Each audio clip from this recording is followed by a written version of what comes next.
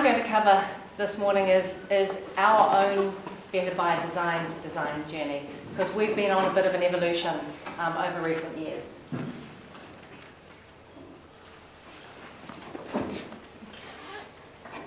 Cool. So before I get on, I'll just do a nanosecond on Better by Design for those of you who aren't that familiar with us. We're part of New Zealand Trade and Enterprise, so the trade promotion agency, or our export development agency, helping to grow our businesses internationally.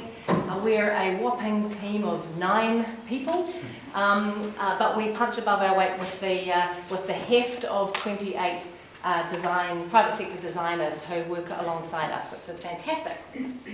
We are all about helping businesses deeply understand their customers' needs so that they can create new value, and then by doing that, grow their business by design, not by chance. And it's been great that we've been talking about that need and this morning, to understand your customers deeply, and not just what they want, but what they deeply need. They're latent as well as their express needs. We have 5 components to our service. I'm not going to talk about those now because I'm going to canter through my bit so these guys can take the lion's share of the presentation this morning. But if you are interested and you don't know much about Better by Design, you want to know a little bit more specifically about what we do, grab me in the break and I'll be happy to share that.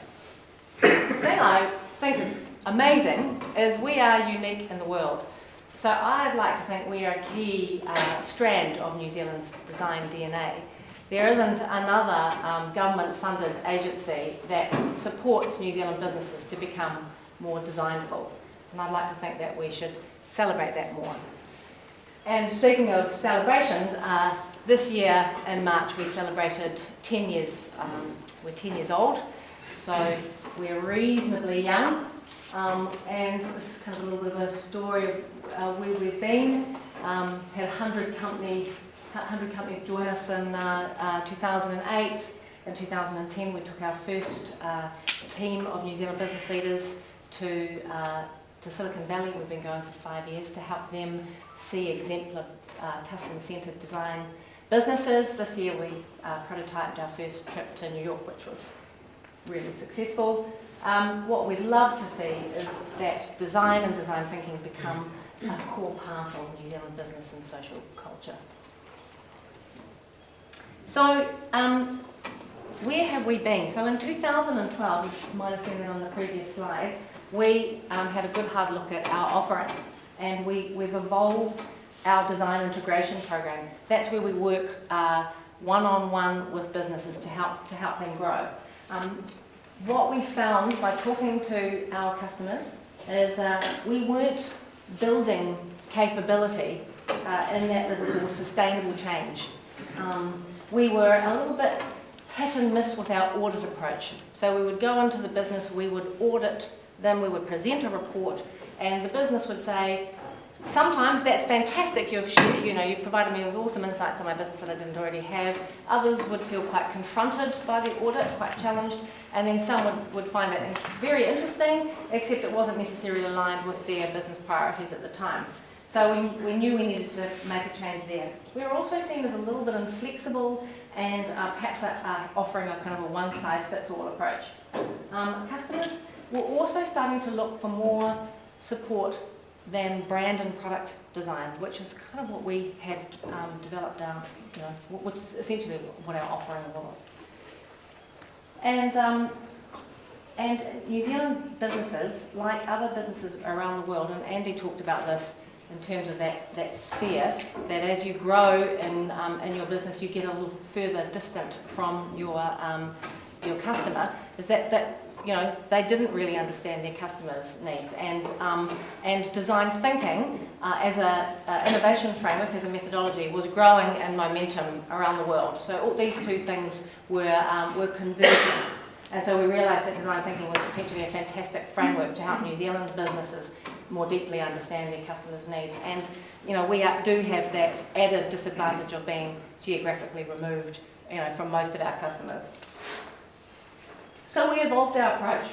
We moved from essentially a consulting to a coaching approach, and our 28 design coaches, or designers, we teach them how to coach if they don't have that as an innate skill. We moved from auditing to enabling.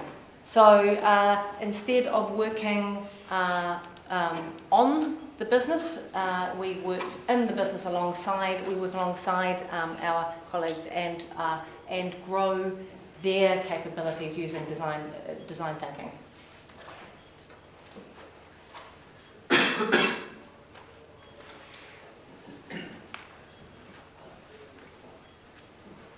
And in terms of design doing, we're still supporting customers in design projects, whether it be product design or experience design. We're mainly supporting them to evolve their thinking and taking an insight, inside out rather than outside in approach. So how are we doing? It's actually really hard to measure the impact of what we do. We'd love to be able to say that the portfolio of customers that we've worked with have grown revenue of X over another basket of businesses, but that's challenging, and we've determined reasonably flawed approach.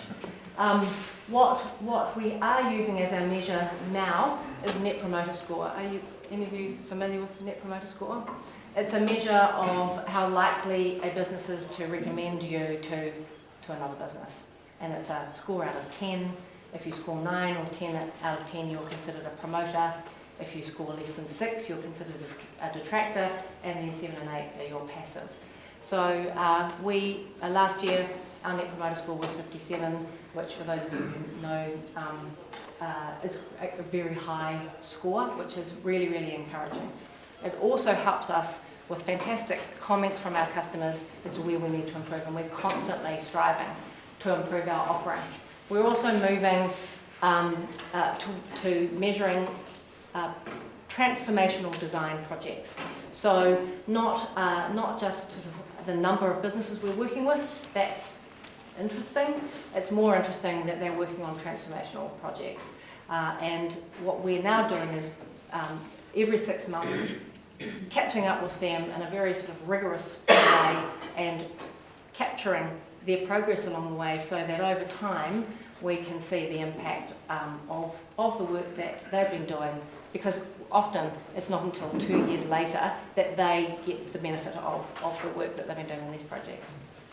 As you can see from this slide, we work with businesses in all sectors, and we work with businesses, over all sort of revenue sizes, if you want to use size as a proxy for a sector. We've often been seen as only working with large businesses. That's not the case, increasingly working with smaller businesses. And what we're kind of about is, in our small way, changing mindsets. So our learning experiences are all about creating opportunities for business leaders to get exposed to new ways of thinking and new approaches. And when we work one-on-one with businesses, we see that when we're working in the projects, that people have these kind of wonderful aha moments, and they learn how to collaborate, with each other. We talked earlier around more cross-functional collaboration, and certainly the way that we work actively encourages that, less siloed, much more collaborative. And we absolutely are seeing that when we work, and this is probably the key thing that we've learned, and Mark and I have had a great conversation about this, when the CEO has a fantastically open mindset. So if you think about that distributed innovation model or the adoption curve, if you are not working with a CEO that's an innovator at the start of the curve, or at least has his her pom-poms out behind an innovator in the business, we're a little bit on a hiding to nothing. So I think if there's anything that we've learned since 2012 is we've worked with a number of businesses. If they are a late majority CEO in terms of their thinking, it just doesn't work. So that's how we are trying through our learning experiences, trying to encourage customers to sort of think differently, but we're also becoming more choosy, if we're able to do that as a government agency, and we are, we're being a little bit more choosy as to the customers that we work with so that we can have quality and successful interactions. That makes sense. And this is our framework. And what we have found is we work with businesses that as they develop empathy for their customers, as they learn the skills of and get confident in spending time with customers, they reawaken the creativity that they've always had as children, but it's an incredibly wonderful thing to watch and to be part of, and ideas flow, which is fantastic. The harder thing to do, and Andy, it was really gratifying to hear you talk about it, that you struggle with this. The harder thing is in the prototyping and then the execution.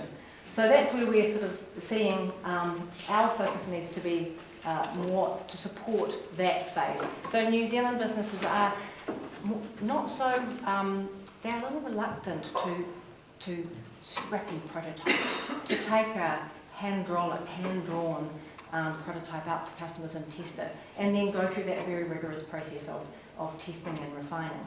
And then if the business doesn't necessarily have strong operational processes, then again that point about executing with excellence, that's where we need to be supporting more.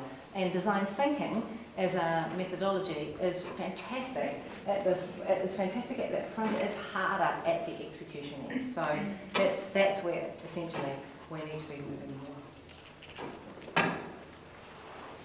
So I think in summary, before I head on to Mark and Ben, I'm really excited with where Better by Design is in its design journey. We're certainly nowhere near the end, but it's in a really great shape, and I'm really optimistic that we're strengthening a key strand of New Zealand's design DNA. Thank you.